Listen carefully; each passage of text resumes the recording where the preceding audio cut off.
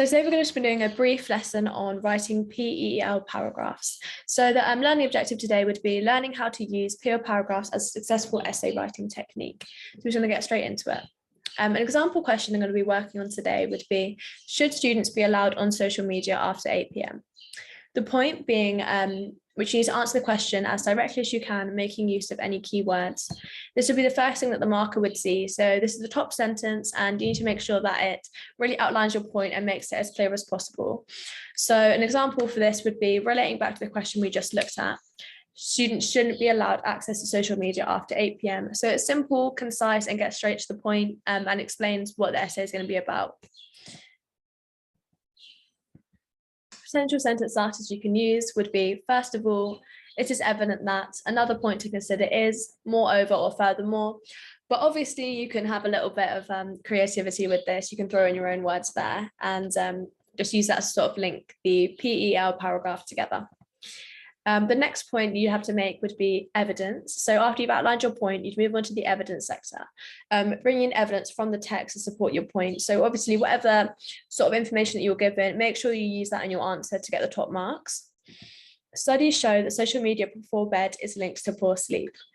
So potential sentence starters here would be, for example, this is demonstrated, this is illustrated, and insert the information that you're given states that. Next, you move on to the explain. So you've provided the point, you provided the evidence, and now you're going to have to explain how the evidence you use supports your point.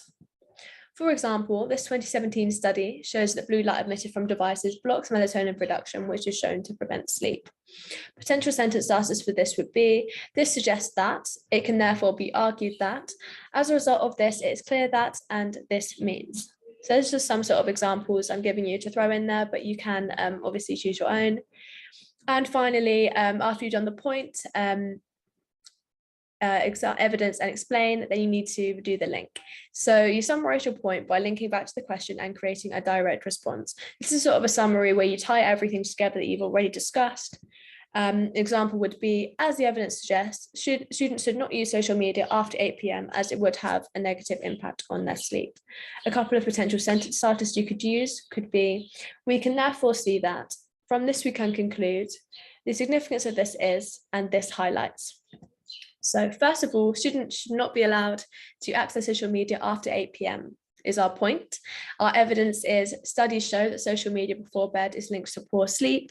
Our explain is, for example, this 2017 study shows that the blue light emitted from devices blocks melatonin production, which is shown to prevent sleep, with the final link that ties it all together being, as the evidence suggests, students should not use social media after 8 p.m. as it would have a negative impact on their sleep.